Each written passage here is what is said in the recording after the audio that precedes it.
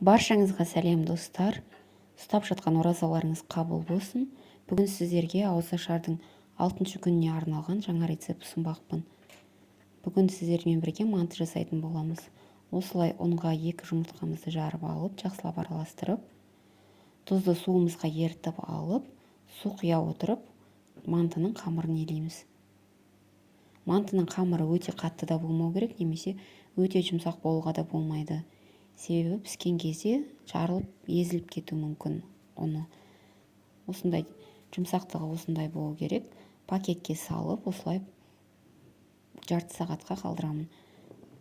Мұнан кейін етімді тартып алдым. Етпен бірге мен міндетті түрде іш май қолданамын. Өте мантымыздың нәрлі болып шығуына көмектеседі. Ары қарай қара бұрыш қосамын. Және де сұйық май қосамын. Мантыны тұздап, бұрыштап және сұйық майын құйып болғаннан кейін сіздерге айта кететін бір жайт, мен манты нәрлі және сорпасы шыққан дәмді болып шығу үшін бір кесе қайнаған су қосамын. Суымыз жаңа ғана қайнаған болуы тиіс. Ешқандай суып қалған болуға болмайды. Сол кезде мантының салмасы өте дәмді болып шығады. Осылай барлығын жақсылап араластырып аламын да. Салманы қойып қоямын. Мұнан кейін ұнымды 4 бөлікке бөліп алдым мендегі ұнды.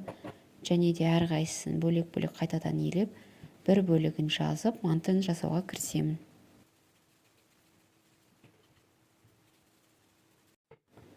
Ұнымды осылай жазып алдым. Ұным өте қалың емес, немесе өте жұқа емес, орташа деңгейде болуы керек.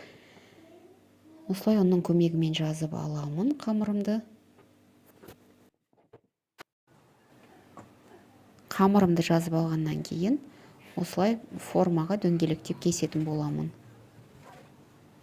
Дөңгелектеп кесіп алғаннан кейін салмасын сала отырып, мантыларымды түйемін.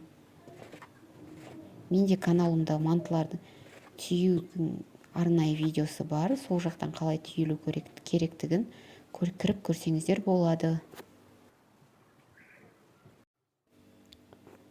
Салмасын сала отырып, осылай барлық мантыларымды түйіп шықтым.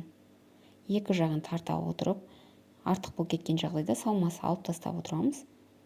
Осылай әдемі және өте түрі де әдемі, дәмі де әдемі болып шығатын ерекше мантыларымды жасап шықтым.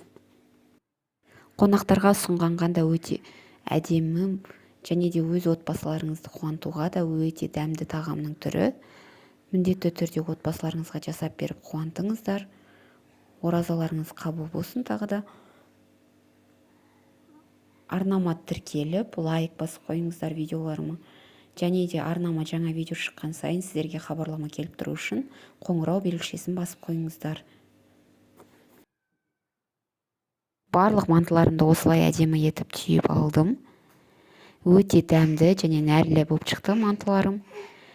Міндетті түрде жасап көріңіздер. Видеоны соңына дейін көргендеріңіз үшін рахмет. Сіздермен болған Эльмира.